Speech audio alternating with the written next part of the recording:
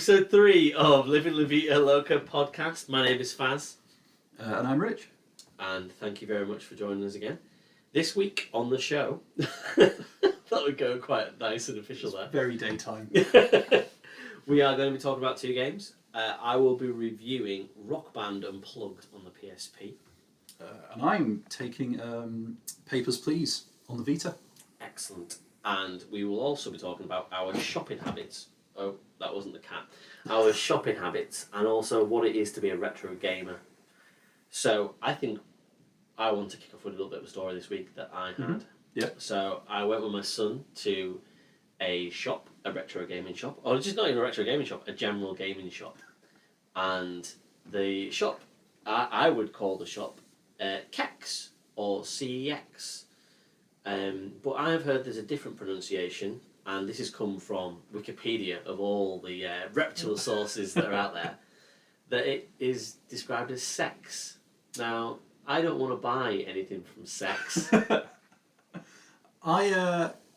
Once upon a time, I lived in London and would quite often go to a branch that still had a sign in front of it saying computer exchange.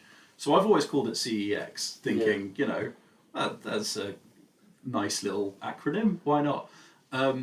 But recently I've been seeing some adverts on like YouTube and things like that, and they kind of have this distorted voice thing that almost sounds like all of the different ways you could pronounce it said at once, but it kind of ends up coming out as sex. Do you think that they're aware of that and they're like, oh right, okay, this would be quite a cool thing to do? Yeah, I think they're leaning into it hard. I think they lean into what hard? All of it.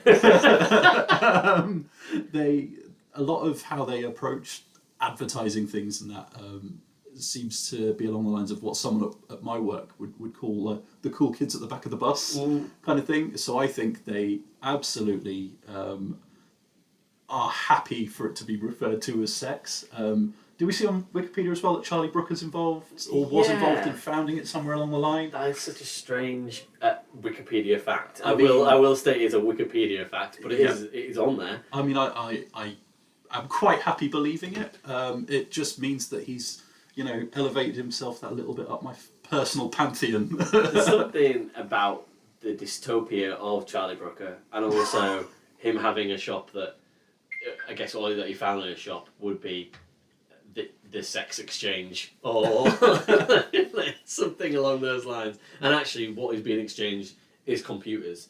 Is this where Black Mirror came from? It feels like it's almost along those lines, doesn't it? Yeah. So I want to, I guess, bring your attention to right now, and this is why my phone is pinging at me, live eBaying for PSP games.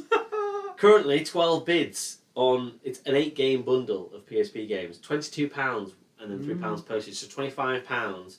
I've got 1 minute 6 seconds to be able to bid more. I don't know what you think about this, Rich, so I'm going to give you the list. Yep. Secret Agent Clank, Little Big Planet, Okay. Lego Indiana Jones, Oh, that's, solid. Gran Turismo, Okay. FIFA 09, a FIFA, probably a 50p, Star Wars Battlefront Renegade Squadron, and Star Wars Battlefront 2. Now also in there's the Simpsons game, but I won't lie, I've already got the Simpsons game. But I feel like it's still good value. 37 seconds, Rich. I mean, I would quite happily pay a fair chunk of that just for Battlefield 2. Yeah, I feel so as well. I'm going to put another £1 on my maximum bid. Yeah. And apologise to my wife for this. Okay, we're back in. Confirm bid, 20 seconds left. Another bidder is winning. Oh, dear Lord. Oh, right, okay. No, I don't know if I can do it.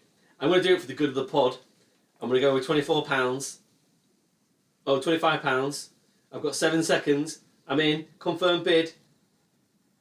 Yeah. 2 seconds. 1. Ended. Am I the winner? Potentially. It's spinning round. This is exciting podcasting. This is great podding, everybody. I thought this would be really relevant for this to happen in real time whilst we were doing the pod. I mean, it just happened to work out this way that this was something I was bidding on in the week. And then I just realised before we started podcasting, I was like, oh God, this is actually going to happen here. Yeah. And I don't know if I've won this bid or not. And I also feel like I've paid too much money.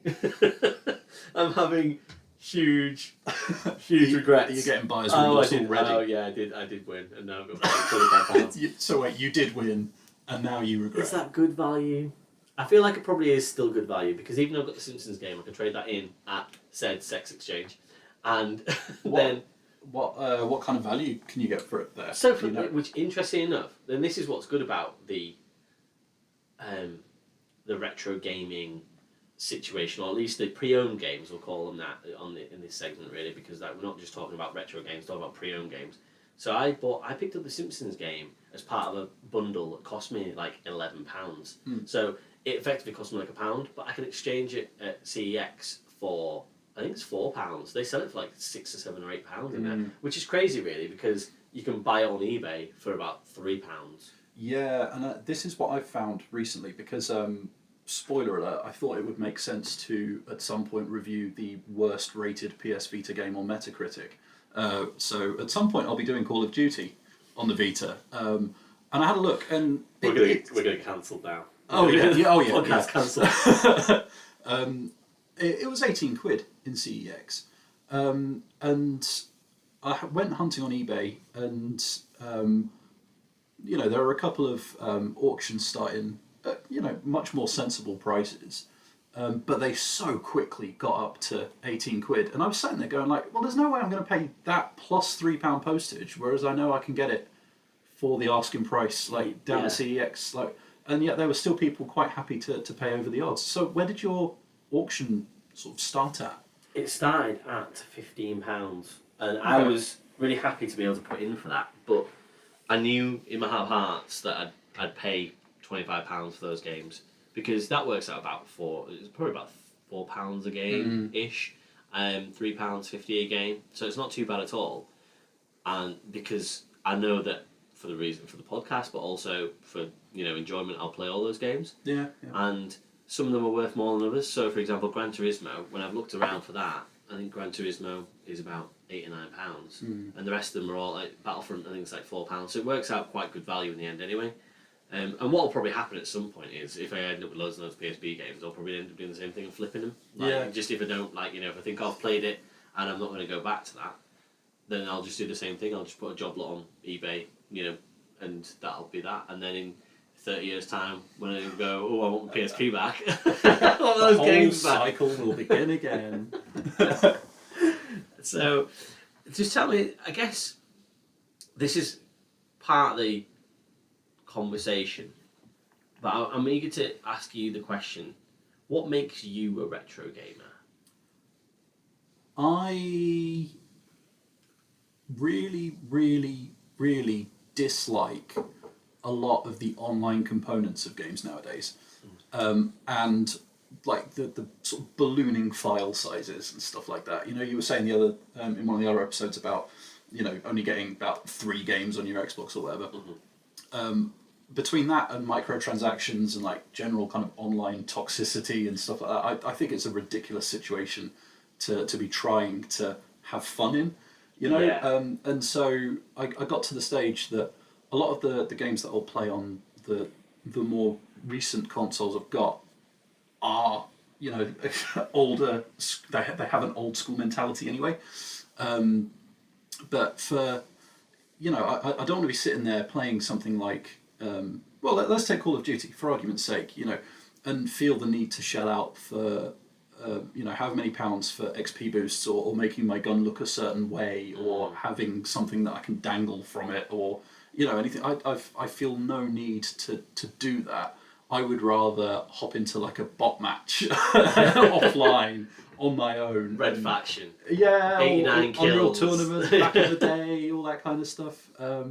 And yeah, I from that, I kind of thought, well, it'd be nice to revisit, say, like the Mega Drive and all that. That was my first console, and you have that nostalgia as a bit of a driver, and then you start collecting. And I say collecting like I'm serious about it. I'm kind of not, but like certainly compared to some of the people online.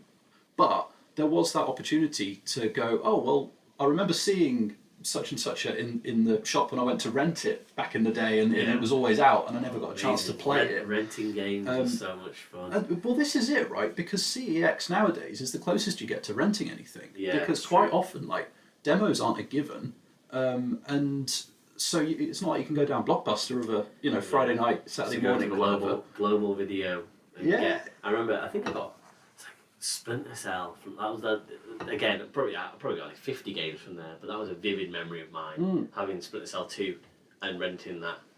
And I think you rent I think you could rent consoles, couldn't you? I'm sure you could rent Xboxes at one point. Quite possibly. It was like, oh, have an Xbox for a weekend, which is a brilliant idea. Yeah, and it's in fact. It's got wrecked. Well, yeah, exactly. Sifu, right? I got that on the PS4, played it for a fair bit, and then I thought, you know what? This would be a perfect rental game. Like, a demo would be too short and too confined. If I rented it, I'd play it for a weekend, take it back, and feel like I'd had a good time with it. But now I kind of feel lumbered with it, and I bought it digitally as well. Yeah. And it's like I can't exchange it. Digital. Yeah, exactly. Or anything like that. So at least with CEX, you can. And I mean, you kind of... Well, before now, I've gone in CEX, and I've had some great conversations with people in a bunch of different branches, and it's the sort of thing that if you start collecting a slightly obscure system, or you've picked something unusual out from the shelf, like finds like, people will acknowledge that. Yeah. Same as when I've been on eBay and I've been getting stuff for like the Saturn or whatever, and I end up buying 3 or 4 things from the same person. It's like, that is a like-minded spirit, a kindred spirit. You're the guy. All that, you can spot it.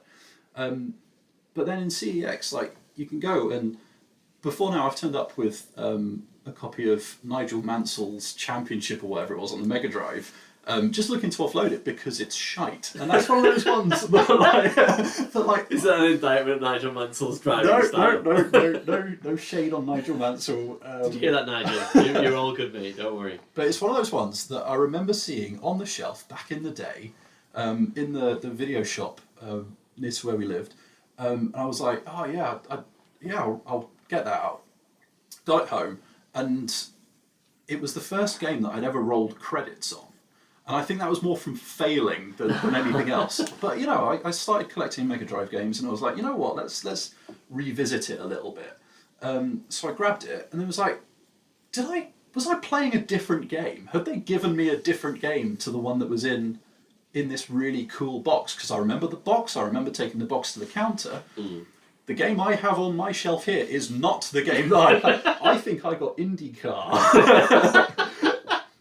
Anyway, the point is that I went with my actual copy of Nigel Mansell, not Nigel Mansell's IndyCar or Newman House or whoever it was that I got from the rental shop by accident, took it to CEX, and there was this back and forth, and the person who was serving me on the counter had never seen a Mega Drive cartridge before. No. Kid you not, they'd never seen it before.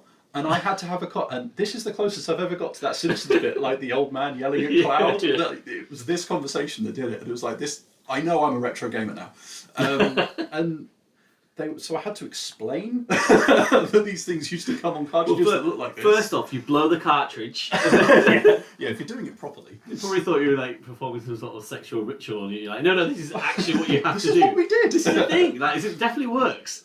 What tipped me over the edge? It sounds like I went postal on him or something. I didn't. Have you seen falling down? It wasn't quite like that. So, what did it? And I know in CEX they have a bit of a strict import policy. Like, if it's not PAL and it's not a UK copy, they won't take it. Yeah. Which is a real shame, and that's why I ended up on eBay. Mm-hmm. I mean, you played the Mega Drive, you probably remember this. A lot of the time, on the back of the boxes and in the manuals, they would have several different languages. That's right? true, yeah. And it's not like nowadays where they would be different sections, they would all be lined up. Mm-hmm. So you'd have like a paragraph in English, paragraph in German, paragraph in French, going left to right. Mm.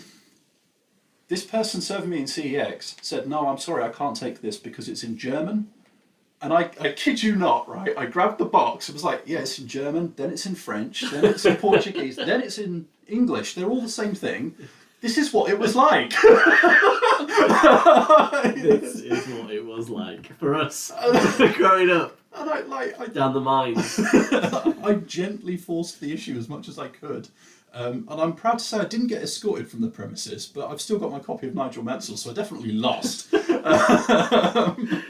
You don't know you lost. That could be worth loads of money to Nigel I mean, Mansell. Maybe it could be the only existing copy anywhere. Last check, it was £2. Oh, So that's disappointing. It is quite disappointing.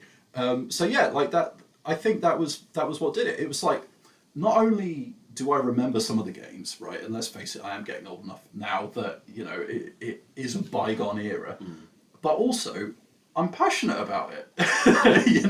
And if people start chatting shit about the Mega Drive, I'm going to come down on them. Damn it! So what about you? Yeah. So I guess I didn't answer. I didn't even start my story, did I, about CEX? And I just it was going in there, and I feel like it. So I've got a friend who listens to the podcast, Sam. Hi, Sam, who used to work in this specific branch of CEX actually, and there's a very particular type of person that works there, and I asked them to potentially provide a soundbite for the podcast, and they were very reluctant to do so. I think they thought that was some sort of strange... Weird entrapment. Yeah, and I was like, I'm clearly just a dude. I've got an 18-month-old in a trike, and I have 2 PSP games. I'm clearly doing this for research purposes. Like, doing it for the love of it. Yeah, I'm not like, I don't know how you could, like, I'm not a spy from another retro gaming shop, or a secret shopper or something. Yeah, I know. Yeah, that'd be a weird one, wouldn't it? That you put that kind of persona on. I think that kind of goes into Papers, Please review almost. Like, you sit there kind of doing a bit of a review of me with my passport. But yeah, it was a strange experience. But I picked up Ridge Racer and Rocky Balboa for £5.50, and when I looked on eBay, they were going for like £4 each. So actually, it represented really good value just going to the shop to get those. And but yeah, back to the question: am I a retro gamer? I don't know what I am. I play modern games, but not very often, and I get sick of things like microtransactions. And when I say sick of them, I just don't even entertain the idea of them really. There's things like it's always like, what is it, battle passes and things like that, isn't it? And I'm like, I've no idea about them. I don't know. Like, my friends sometimes pick them up, sometimes don't. But I feel like I want, if I'm paying for a game, I want it to all be there. Oh yeah. I'm like, here we go. I've paid my £45, £50. Yeah. That's the content I want. And immediately it's like, oh, next season this or this and this, and I'm like, no, I wanted the thing that I paid for. Like, why is it not complete? That's like ridiculous. I've spent so much on DLC just to feel like the disc I bought was finished. I think that the last time I remember buying DLC was for Medal of Honor Allied Assault on the PC, and that's because I fucking love that game. And I was 13, 14, I guess, when it was out, and I remember having I think I was off school for about 2 weeks, and the DLC came out at that exact time, and I was like, well, and I can't remember what I had now, but it was something infectious anyway, and I couldn't go back to school for 2 weeks, so yeah, and I got it, and I think that was the last time I bought a DLC and felt like vindicated about doing it. I can't really remember buying any more DLCs, so. But yeah, in terms of, like, I guess the age of games I like to play things that I've played before, which is probably not very expansive of my mind, but I like to go back and get the feeling I used to have when I was playing that game. But then also, I am a little bit more open-minded than I used to be. So, for example, when I was in CEX, I picked up episodes of Liberty City, which is the Grand Theft Auto 4, I guess effectively sort of DLC, the expansion packs of those. Yeah. You don't have to have GTA 4 for them. But it's the Ballad of Gay Tony and... Lost in the Damned? Yeah, Lost in the Damned, thank you. And I've never played those before, but I thought I wanted to play them at the time, and it now represents really good value at £6 to play those. Yeah. I think they're going to be pretty good games, and I'm excited to play them. So, and they're effectively like a retro game now. I think they're about 10 years old, maybe. So, maybe even a little bit more. So, yeah, that's the kind of thing that I don't mind doing now, picking up an old game and thinking, actually, I've never had a chance to play about that before. As long as it represents good value to me, and I think that I'm not spending too much money to do that, then I'll really happily go back and look at a new old game, or a new game to me. But I'm a proper retro gamer, so, and obviously you subscribe to Retro Gamer, and I did for a little while, but whilst everything that was in there spoke to me as in like, oh, I feel like I live in this world and I feel comfortable in it, I also thought, well, I'm never going to play on that, and that's not relevant to me, and this part isn't relevant to me.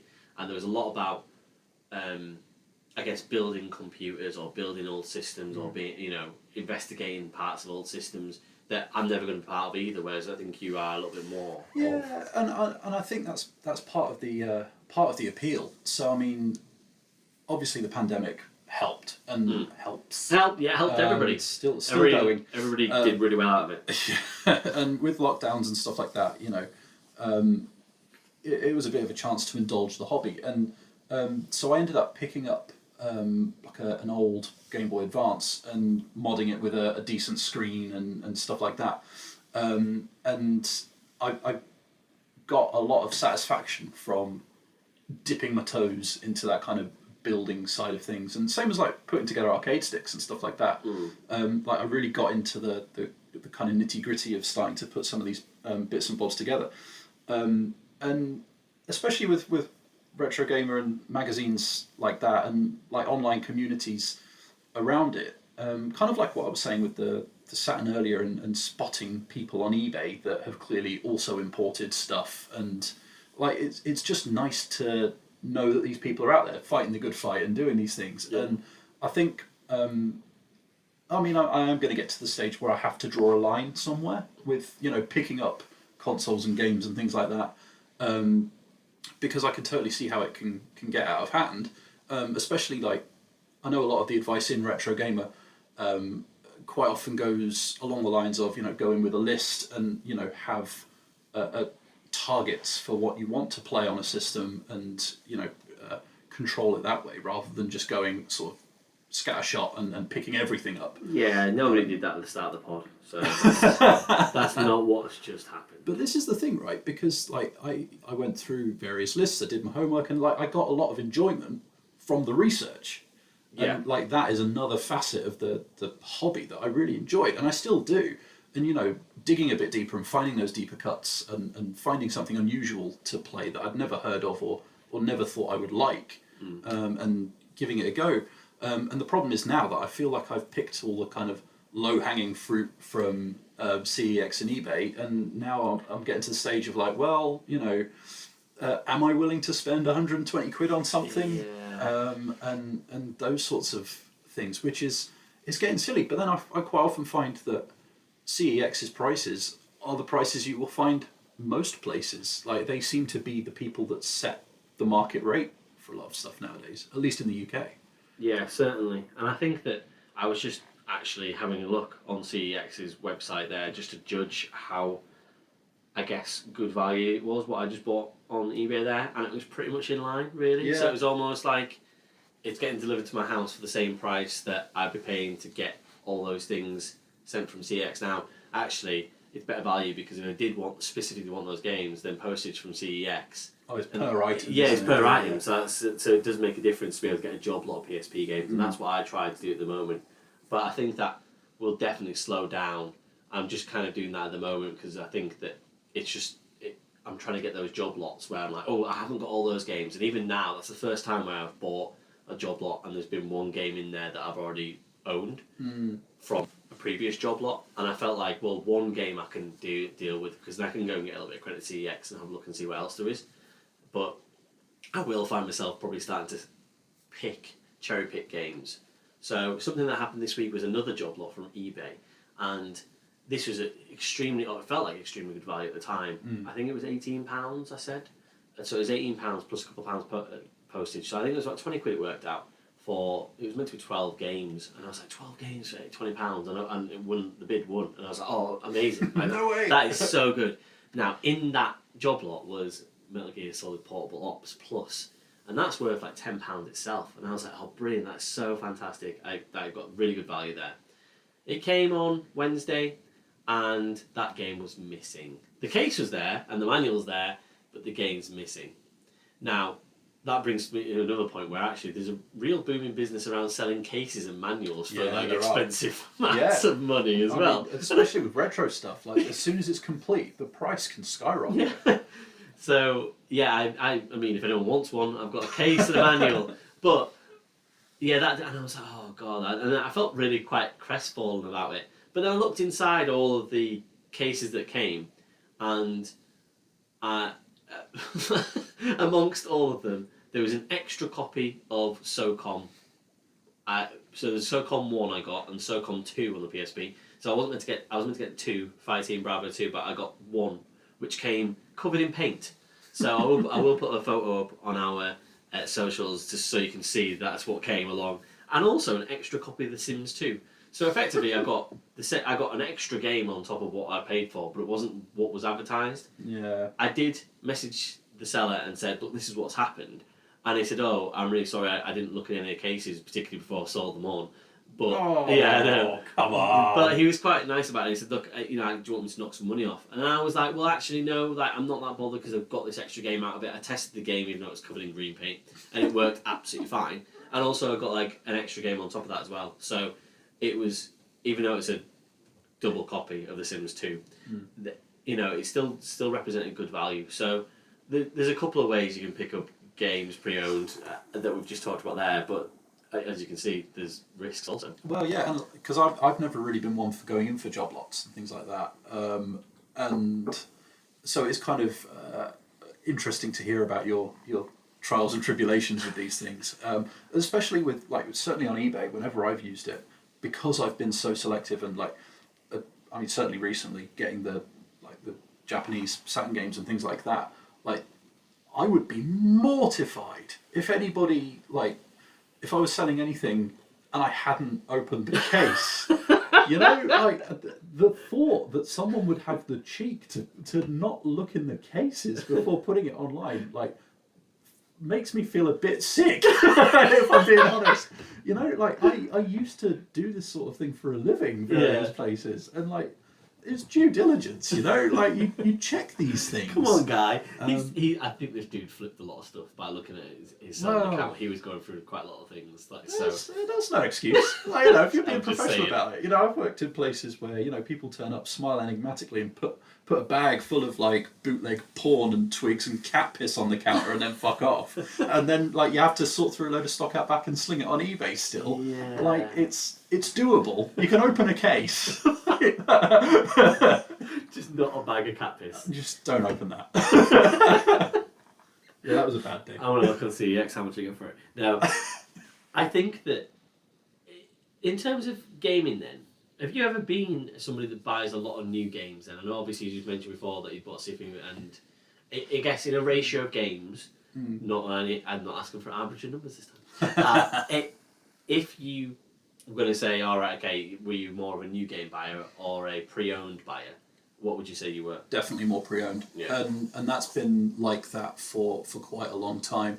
I think when I was pestering my parents for games and getting them for birthdays and Christmas and things like that, the ratio would be a bit higher, but then I'd be able to rent them and things like that. And I think the tipping point was going to university, having a branch of CEX in the town centre, and stuff like that. You start to realise that, actually, it's dead easy to flip stuff and pass it on and get something new for a bit of cash. So that started a much quicker churn, which I've made a much more concerted effort recently to try and slow that down. But I have continued to buy pre-owned stuff because, even when I've got a quote-unquote new console, I'm still a good, probably a couple of years on average behind the curve. Yeah. And it gives everything that little bit of a chance to sort of come down a little bit in price. Not always. And there will still be new things that I get. But nowadays, if I'm buying new, I'm much more likely to get it new from PlayAsia, or it'll be an unusual game. I've got half an eye on Dredge, which I think is coming out at the end of the week or something like that.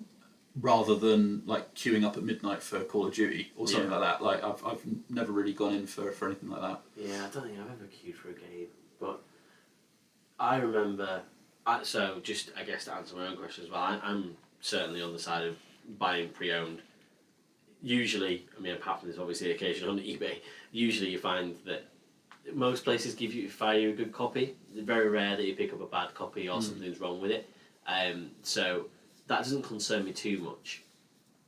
I remember when I was younger and I had my PlayStation 1, and I think I picked up a game called Sledstorm, and it was a snowmobile game, and I got it for like £8 pre-owned, and I played the shit out of that game. That game was so much fun. It was like Tony Hawk's mixed with like Roll Cage. Like, it was awesome, really, really fun game, and that stuck with me as a memory of something. I was like, I didn't spend too much on that, and it was great value, and I really enjoyed myself. And I used to always get my friends involved and say, "Come play this game, it's brilliant." And I got a lot of pre-owned games during my time. And I remember another memory I've got is of when I picked up Grand Theft Auto 3. That was pre-owned, and I sent my dad to the shop for me. And my mum and dad were quite lenient in that kind of sort of thing, clearly. But yeah, I got Grand Theft Auto 3, and I think that cost about £28 for. It was about a month after release, and someone obviously had played through it and took it back. Now, it was full value. It was like £42. Yeah. So to get, as a child with a limited amount of money from my paper round and pocket money and things, to be able to knock £14 off that value meant that I could get that game, really. Yeah. Whereas I couldn't really consolidate in my head to say I'm going to pay full price for it. And I'm still that person now, really, where I'm like, I don't want to pay £60 for a game to make it happen. Like, it's just an expensive amount of money. And whereas actually if someone said to you, you can get it a year later for £40 or even less, or it'll come on Game Pass or something like that. I'm like, brilliant. You know, that isn't. I'm much more prepared to be involved in a game if that's going to happen. Yeah, and it's interesting you mentioned Game Pass as well, because like Game Pass, PlayStation Plus, and those kinds of like game streaming kind of services are another thing that I've never really gone in for, and I think this is where I'm. You know, the whole retro gaming thing is just going to become sheer stubbornness, and you know, being old or something like that, because like part of me just doesn't like the notion of it not being mine, or like it might come off the service one day or something like that, and that is where I would be willing to pay £60 to know that I've got my copy and it'll still work when I want to play it. Like, as far as I'm concerned, like, and I know this sounds stupid, like I really do, but compared to something like a digital service, as far as I'm concerned, I'm paying for the convenience, which is totally not right, because it's massively inconvenient. You know, getting a disc out or getting it sent over in the post or whatever. Yet in my head, that's how I'm selling it to myself. Yeah. And I mean, I've had some great finds in CEX as well, like for things, you know, talking of convenience, before the Game Boy Advance collection of the Castlevania games came out more recently, I managed to get a double pack on the Game Boy Advance from CEX, considerably cheaper than it was probably worth. And it went up in price about 30 or 40 quid within about a fortnight of me getting it. It's crazy. But then for every one find I've got like that, especially with Game Boy Advance games, I've had to send a load of things back because unfortunately when I was going through my kind of meddlesome lockdown era, I found a load of them were bootlegs that they sent me. I did some detective work. Oh, wow. I started getting into like how to spot a bootleg Game Boy Advance cartridge and like cracking them open and stuff like that. And was like, yeah, guys, these are fakes. And like there was a copy of Pokemon Fire Red and stuff like that was a fake, and that kind of got me thinking, well, actually, I should probably check some of the other ones I've picked up recently. And then I think I ended up sending about 4 or 5 of them back. And credit where credit's due, like the customer service team sorted it. Yeah. But still, you know, talking of, you know, the people in the shops, and they may or may not have that kind of background knowledge, and like there's specialist knowledge. They're always testing. It takes ages. It takes ages. You queue for a long time because they're always testing. So surely they must be testing these games. Well, this is it, because they worked. The games worked fine, but they were still bootlegs, and you got to wonder, like, you know, if we will get to the stage where, you know, maybe CEX will start hiring retro specialists or something like that, because, you know, the sort of people that will know that there are multiple languages on the back of a Mega Drive cartridge, or what a fake Game Boy Advance game looks like. But yeah, it's definitely a cornerstone of my shopping experiences nowadays, I think, either way. Sat there with a screwdriver taking apart. Yeah, absolutely. In the back of the shop, just look. I've got to look, guys. I've got to look. You can't do that. Oh, I can and will. Yeah. Watch me. I've got my tri-ring screwdriver and I know how to use it. Cool. I think we've kind of covered off what we want to talk about there. Really. I really enjoy pre-owned games, and that was like a statement of fact at the end. I really enjoy pre-owned games, but what I enjoy the most about it was almost a shopping experience. Like the thrill of what will come. Oh Chase is better than the catch. Yeah, almost. So we want to talk about our games this week, and shall I go first this week? Yeah, go for it. Cool. So I'm trying to remember what I did. I played Rock Band Unplugged, and this was a very funny experience for me because I don't remember when I last played Rock Band. It was probably maybe about 10 years ago, and it's something that I remember really enjoying. But what I remember really enjoying was the tactile feeling of playing an instrument while I played a game. Yeah. I was always shit at it, but I remember really enjoying it. And Guitar Hero 3, for example, Arcade Club have got that on a cabinet, and every time I go in, it's near the door, I always play it, and really enjoy doing it on easy mode. I could probably get away with medium. I think I've completed like most Guitar Heroes and Rock Bands on medium, and that's about as far as I can go. I've got a friend, Betty, who was always really good at them, and he could probably get through all of it on hard. But I used to go around to his house and watch him do it because I was like, it was he didn't play an instrument, but he was just really good at like Guitar Hero, for example. And yeah, I just loved the feeling of thinking, actually, can I be in a rock band? Maybe. I mean, you'll have input on this because you actually can play an instrument, but sort of. But it was something different. It was something so unique to me. So picking up this game where you don't have any of that instruments, in your hand at all, I was like, is this going to be any good? Like, why have they released a game on the handheld console in 2009? Who's going to play it? I don't understand. Isn't it somebody that's like, is it someone like me who wants to be pressing guitar buttons or hitting the drum or singing into the microphone? That's not the same experience at all. So why are they releasing this game? So it was really interesting for me to revisit it and find out a little bit more about that experience. I think I was kind of surprised because I remember on the was it the DS or the 3DS or maybe even both, they had a version of Guitar Hero that had the little peripheral, like with the buttons, and you had the plectrum and things like that. And so to hear the PSP version was just sort of au naturel, and you were just going to be using the buttons on the console. Yeah, it definitely felt like something might get lost. Yeah, and it's a rhythm game. It's not a Guitar Hero Rock Band game by any means, but all of the trimmings are. So the set list, the songs that are on there's 41 songs on there, and they're all songs. I think there's 10 songs that are original to that game, and the rest of them are all that have been on Rock Band games before. Oh, okay. That's not necessarily a bad thing because usually the songs are usually fantastic, and they usually put like some really good stuff on there. From what I can work out is that there was quite a lot of DLC as well. That seems inaccessible now, which is a shame because I probably would pick up some more if they were cheap enough. If it probably wouldn't be, but you know how it is. Full price. Yeah, full price. Yeah, exactly. Yeah, £13 for one game. I'd probably pay it. But yeah, the game around the edges, the songs, the way that the songs rotate. Rotate on the menu. And even the little menu noises you get where it like sort of sounds like you are plinking the guitar as you move down the menu, like that little retro noise where you're like, oh, that sounds like Rock Band. Nice. I know I'm in it. Is great. So in terms of the actual gameplay, it is a rhythm game. You bash buttons. You move across instruments using your shoulder buttons as well. So R1 and R1, R1 and L1. There's only one R and L. Yeah. And you move across, and it's difficult because you have to keep each of the instruments going. So you've got a bass, you've got a drum, you've got a lead guitar, and you've got your vocals.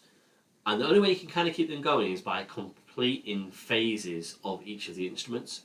So you would do a riff on the bass. Now, if you play that perfectly, it'll then lock down that instrument for a period of time, so you don't have to jump back to that, and it'll play it for you, which is the only way you can really do it. Yeah. So if you're not very good at it, and you don't understand that mechanic at the start, you miss a couple of beats on, say, the vocals, you have to keep on playing the vocals, but at the same time, the other instruments are travelling along it as well, and you have to pick them all up. Whereas if you ace them all, then you don't have to worry about it. It just literally drops you onto one instrument pretty much, maybe one or two. Right.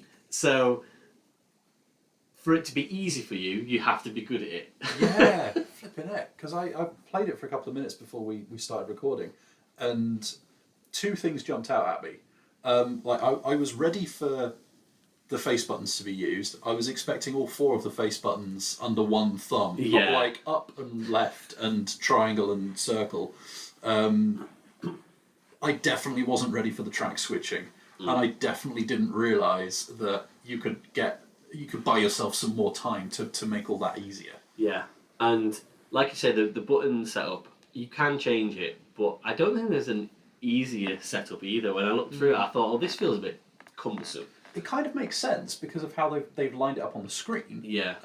But it still felt odd. Aligning your brain to red being like the left direction and yellow being the top upwards direction, and then blah blah blah, it took a while. It was almost like I played this game for about 4 or 5 hours this week, and I feel like maybe about 2 hours in, I felt like I got it, and I was being able to play songs on medium with relative ease by that point, to the point where I thought, am I going to try some hard?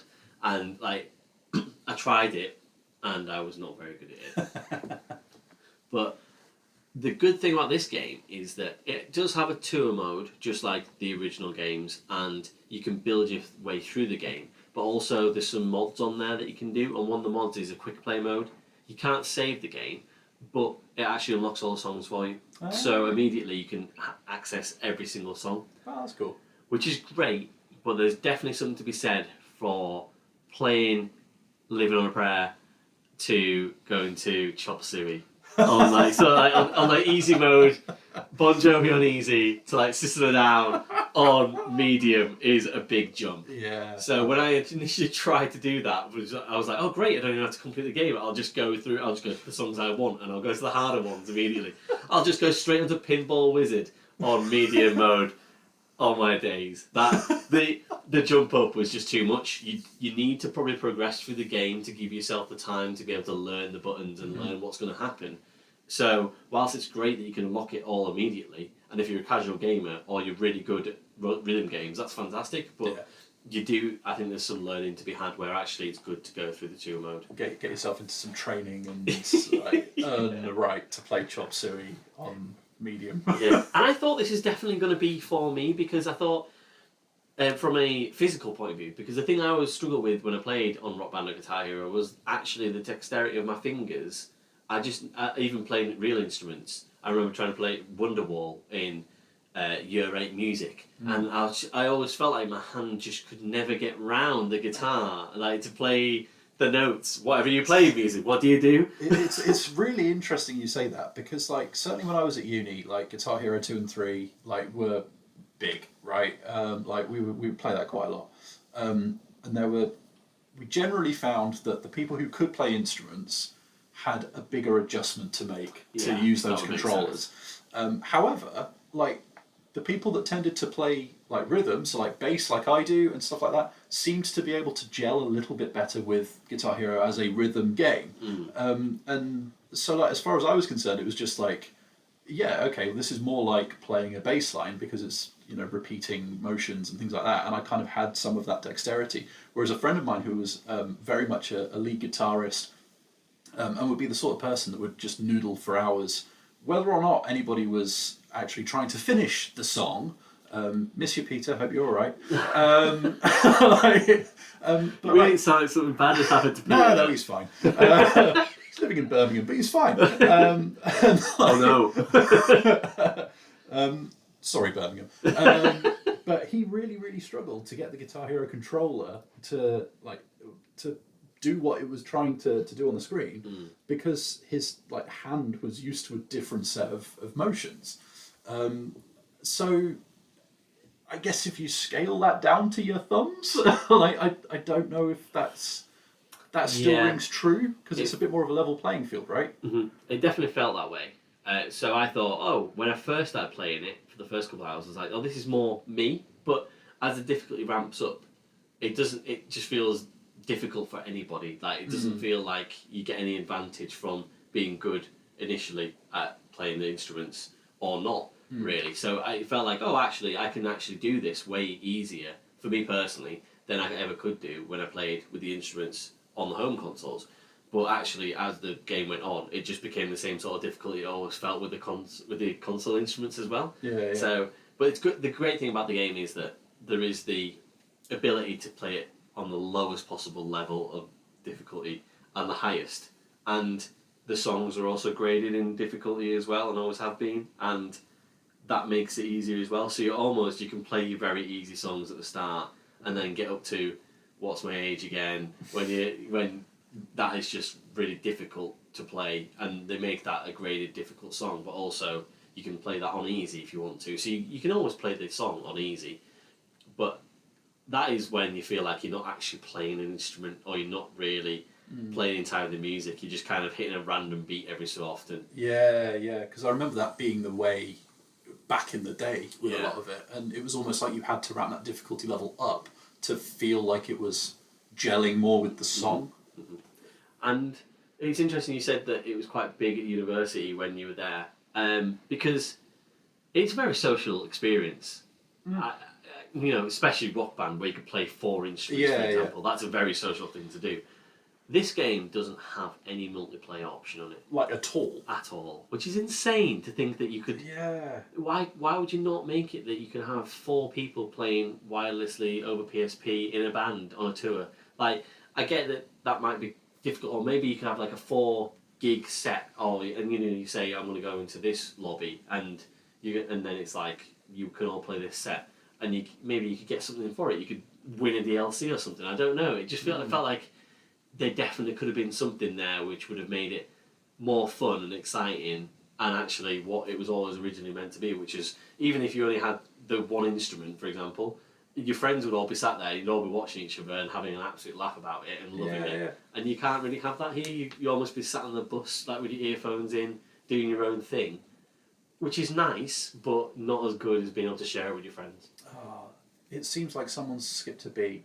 I don't know. Like, so now that we've got to the levels of shit punnery, what would you take then? Like, would you prefer to have that kind of track switching mechanic to make it more, for argument's sake, more engaging as a single player experience, or would you rather have a multiplayer that, in 2023 you might not be able to use? Like, which of those would you take? Oh, that's the question, isn't it? Because, I mean, obviously you wouldn't want to not be able to play the game now. So the good thing is, like you say, I can play this game now and really enjoy myself at home, and I have done all week. But to think that it's almost like, a flame burning brightly. Like, if it had been a game where you could have had multiplayer for 5 years and everyone was in on it and having the best time, is that not better in the end, really? Like, it wouldn't be now, it'd probably be defunct now. But the memories you have. Yeah, exactly. And we're game companies thinking that far ahead? Were they thinking, people will be picking this up in 2023 for £3 off eBay or whatever? No, they definitely weren't. So, yeah, my Rock Band experience this week has been really fun.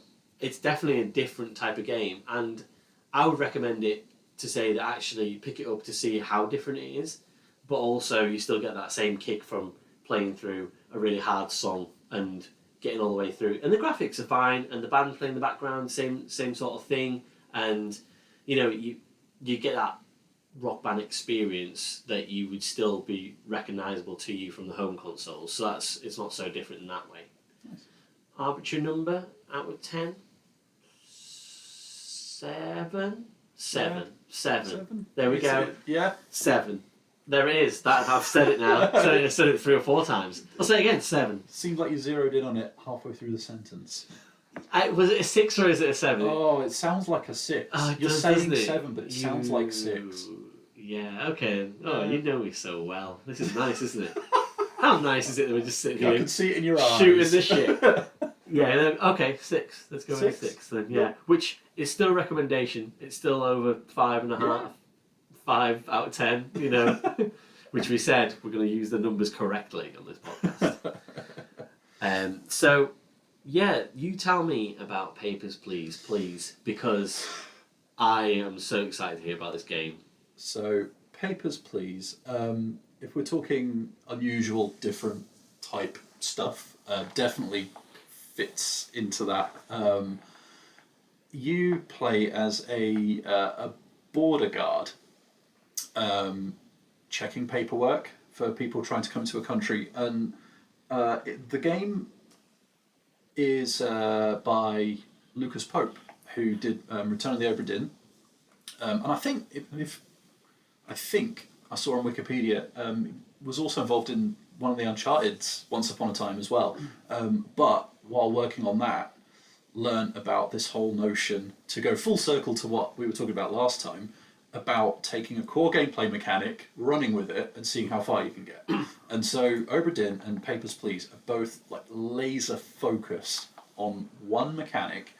And in Papers, Please's case, it's this whole idea that you get increasingly complicated levels of bureaucracy thrown at you, and like new rules that you have to try and follow while you're checking these documents. Now, at the same time, you have this story bubbling in the background, which I'm not going to spoil, but you end up with a lot of different interests trying to use you and your position to further their interests. And so you get to the stage where you're making these decisions that ultimately will have a life or death impact on people, and the only way you're doing it is by looking at pieces of paper, moving them around the screen to check the details against each other, and then using some stamps. And it's all brilliantly tactile. I know I talked a lot of shit about Uncharted's use of touchscreen last week. Papers, Please is a much better implementation of these things. Like everything is wonderfully tactile in your little booth. You can, as you get your stamps out. You love it, don't you? You love being your little booth. I do. I love it. And like you've got bureaucrat. little drawers you can pull and things you can tap and check and all that kind of stuff. And I think if I had a criticism, it's that the Vita's screen is just a touch too small. Okay. And a touch insensitive, because you do end up with like a lot of paperwork, which sounds like a ridiculous thing to say for a video game, but you do. And I was getting to the stage where I was like, I have to be more efficient, otherwise my son's going to die of something because I haven't been able to get the medicine. I want to bring you back to the falling down analogy before. I can just imagine you just like loads of like documents on your PSP and just going, no, I don't need it. Yeah, exactly. And people are giving you extra bits of paper and you're like, what is this? And I'll put that over there and I could take these. And I got to the stage where again, to go back to something else we've talked about before, and that kind of arcade mentality where okay, I've totally cocked this up, but I've learned something from it. And so I was getting to the stage where I would be putting the passports in the same place each time and stuff like that, and relying on some muscle memory to be okay, I'm going to check the names first and then the dates and then this, that, the other. And that was only from totally fucking up on several occasions. Yeah. You have to check weights and stuff like that to help you find contraband and if people are trying to smuggle things in. But the game is a bit coy on that. And the only way you start to realise that you should be checking these things is when you start getting penalised for not checking these things. Okay. And there's a couple of other bits where the bureaucratic machine breaks down and you have to fill in as best you can and make the best judgments given what you've got. And the whole thing is brilliantly engaging. It sounds like it shouldn't be, but it really, really is. And I mean, I think there's about 20 endings you can get of different differing levels of moral ambiguity or success or what have you. And yeah, as a role-playing game, you really get into it, and you do start to go, okay, well, I appreciate you feel the need to come into this country for surgery that you can't get back home, but I'm sorry, your passport's just not right, stamp, off you go. And then someone else turns up and it's like, oh yeah, okay, sorry, I knew you from home. I think that looks about right, I'm just going to have to judge as best I can. Okay, off you pop. And things like that. And you, as a sort of morality system that isn't anywhere near as as binary as, say, like Mass Effect, where it's literally assigning you a number for how good or evil you are. Because you're playing in your own head, like filling in the rest of these stories for these people that are coming through this checkpoint, or not.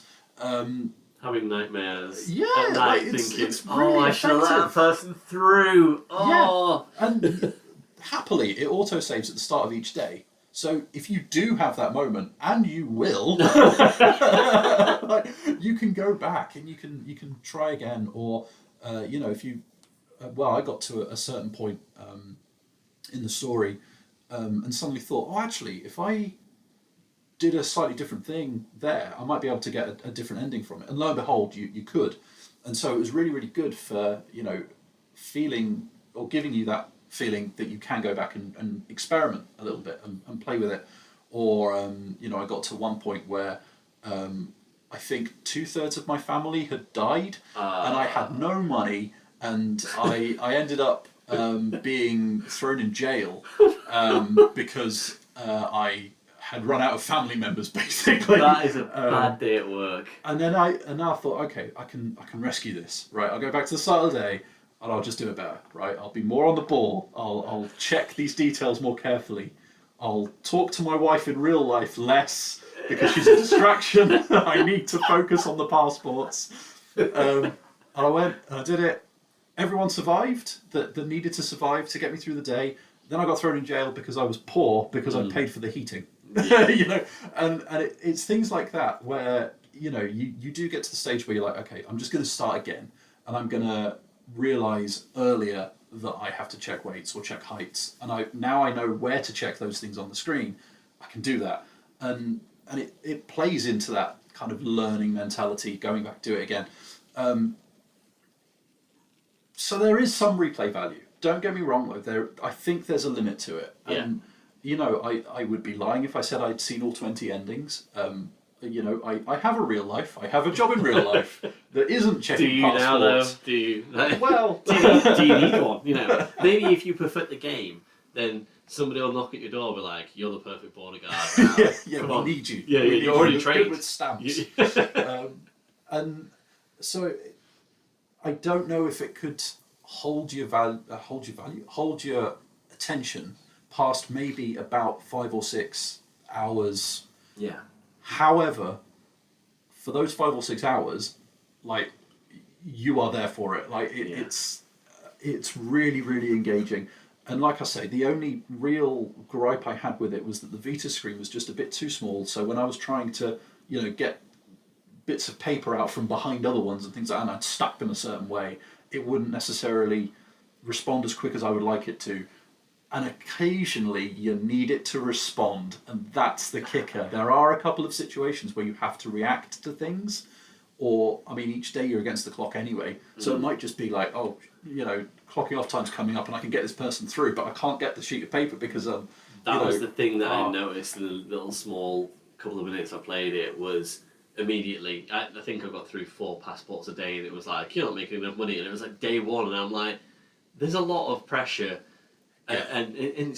But thrilling pressure, like, immediately, and that's just on the easy sort of, I guess, getting to know the game situation. So I can only imagine what you're saying is, it must get real tense real quick. It does, and it's really effective at telling the story it wants to tell, or stories, I guess, for the number of endings. And so would definitely recommend. And it's on the app stores, like Google and Apple. I was going to say, it'd be really good to point that out, because I think that because it sounds like such a compelling game, and you can get it on Steam Deck, and like you say, I think you can get it on Windows and all that jazz. Yeah. So if there's an opportunity to play it, play it. If there's an opportunity to play it on a bit of a bigger screen, play it on a bit of a bigger screen. If you've got a tablet or a laptop or something like that, go for it. Would definitely recommend. If we're talking arbitrary numbers, right? This game sounds like it needs some arbitration. It's what it wants. What I want is to sit and watch you panic play it. If you want some spoilers, I will panic play it for you later on. You said for Rock Band, you said 7 and it sounded like 6. I came in here ready to give this 8, but the more I've talked about it, I'm giving it a 9. Yeah, I'm giving it a 9. If the biggest problem I've got is my fat thumbs on a tiny screen, that feels like it's not the game's fault. If I'm being honest. It sounds exactly the kind of game that I want to play now. Me, who I am now at the age of 35, is like, as soon as I picked it up and looked at it before, I was like, yeah, this is brilliant. You don't need any fat on a game sometimes. No. You just need that, like you said, that core mechanic that is brilliant and a compelling story. And we talked about game length last week, game girth, and it sounds like a really good sort of length of game as well. You Definitely. Don't have to complete it 100%. That if you don't want to.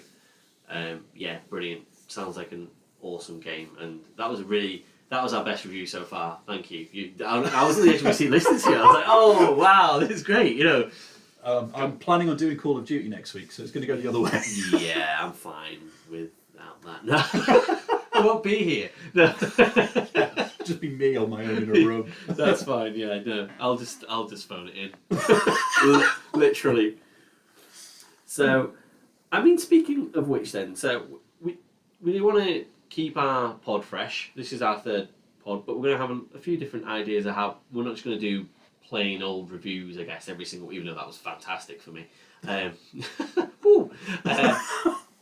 we want to do different things every week, don't we? So, yeah. I mean, you talk about doing Call of Duty, but we've talked about having like battles and face-offs, maybe PSP games versus PS Vita games or versions of games, and also like sharing the consoles across the week and having a look at games. So an example that we're going to do hopefully in the near future, we were talking about sort of some skateboarding games, because again, another thing that we've got in common is that we like skateboarding. We'd love to be able to skateboard. We're crap at it, but that we are awful at it.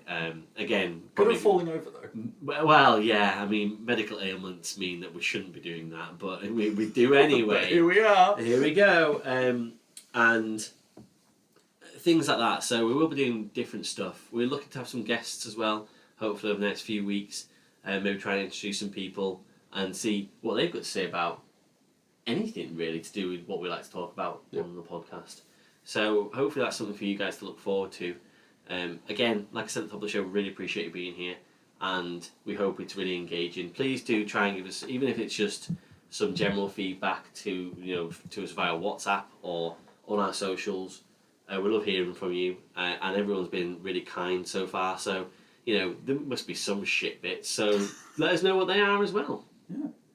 But yeah, thank you very much for listening, and hopefully we'll speak to you again next week. Yeah, catch you next time. Cheers. Bye. Bye.